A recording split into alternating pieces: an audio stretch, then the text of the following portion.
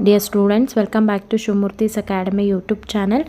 ಇವತ್ತಿನ ವಿಡಿಯೋದಲ್ಲಿ ನಾವು first test second PUC economics question ಪೇಪರ್ಗೆ ಸರಿಯಾದ ಉತ್ತರವನ್ನು ನೋಡ್ತಾ ಹೋಗೋಣ.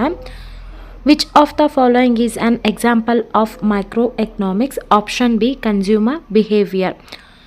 At the midpoint of the demand curve, the elasticity is option A equal to 1. Fill in the blanks ನೋಡ್ತಾ ಹೋಗೋಣ. The demand for a good moves in the opposite direction of its price. Opposite. Dash is the set of all possible combinations. ಇದಕ್ಕೆ isoquant.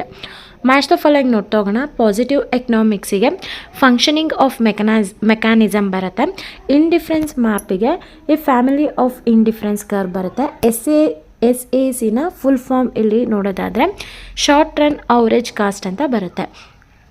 ಹಾಗೆ answer in a word or a sentence. Give an example of market economy ಅಂತ ಕೇಳಿದ್ದಾರೆ. United States economy ಆಗುತ್ತೆ. If ninth question, if the demand curves of two consumers are D1 of P is equal to 10 minus P and D2 of P is equal to 15 minus P respectively, find out the market demand ಅಂತ ಕೇಳಿದ್ದಾರೆ. ಇಲ್ಲಿ D1 ಮತ್ತು D2ದು value ಕೊಟ್ಟಿದ್ದಾರೆ. So ಇಲ್ಲಿ ನೀವು formula ಬರಿಬೇಕಾಗತ್ತೆ. D of P is equal to D1 of P plus D2 of P. ಅವೆರಡು ಏನಿದೆ D1 of P plus D2 of P ಅಂತೇಳಿ ಅವೆರಡನ್ನು ಇಲ್ಲಿ ನೀವು ಆ್ಯಡ್ ಮಾಡಿ ಬರಿಬೇಕು. ಓಕೆನಾ? ಐ ಹೋಪ್ ಎಲ್ಲ ಕ್ವಶನ್ಸು ಅಟೆಂಡ್ ಮಾಡಿದ್ದೀರಾ ಅಂತ ಅಂದ್ಕೊಂಡಿದ್ದೀನಿ. ಯಾರ್ಯಾರೆಲ್ಲ ಎಷ್ಟೆಷ್ಟು ಸ್ಕೋರ್ ಮಾಡಿದ್ದೀರಾ ಕಮೆಂಟ್ ಸೆಷನಲ್ಲಿ ತಿಳಿಸಿ. ಸೊ ಡಿಸ್ಟ್ರಿಕ್ಟ್ ವೈಸು ನಿಮಗೆ ಟೈಮ್ ಟೇಬಲ್ ಚೇಂಜ್ ಇರುತ್ತೆ. ಇದನ್ನು ಕೂಡ ನೀವು ರೆಫರೆನ್ಸ್ ಆಗಿ ಬಳಸ್ಬೋದು.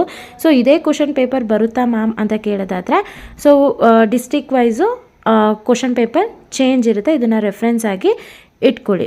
ಸೊ ನೀವೇನು ಚಾನಲ್ಗೆ ಸಬ್ಸ್ಕ್ರೈಬ್ ಆಗಿಲ್ಲ ಅಂತಂದರೆ ಈ ಕೂಡಲೇ ಚಾನಲ್ಗೆ ಸಬ್ಸ್ಕ್ರೈಬ್ ಆಗಿ ಪಕ್ಕದಲ್ಲಿರೋ ಬೆಲ್ ಐಕನ್ನ ಕ್ಲಿಕ್ ಮಾಡಿ ಆಲ್ ನೋಟಿಫಿಕೇಷನ್ನ ಆನ್ ಮಾಡ್ಕೊಳ್ಳೋದ್ರಿಂದ ನಾನು ಅಪ್ಲೋಡ್ ಮಾಡೋ ಎಲ್ಲ ವೀಡಿಯೋಸು ನಿಮಗೆ ನೋಟಿಫಿಕೇಷನ್ ಮುಖಾಂತರ ಸಿಗುತ್ತೆ. ಹಾಗೆ ಈ ವಿಡಿಯೋನ ಆದಷ್ಟು ನಿಮ್ಮ ಫ್ರೆಂಡ್ಸಿಗೆ ಶೇರ್ ಮಾಡಿ. ಯಾರೆಲ್ಲ ಚಾನಲ್ಗೆ ಸಬ್ಸ್ಕ್ರೈಬ್ ಆಗಿದ್ದೀರಾ ಎಲ್ರಿಗೂ ಕೂಡ ನಾನು ಧನ್ಯವಾದ ಹೇಳೋದಕ್ಕೆ ಇಷ್ಟಪಡ್ತೀನಿ. Thank you.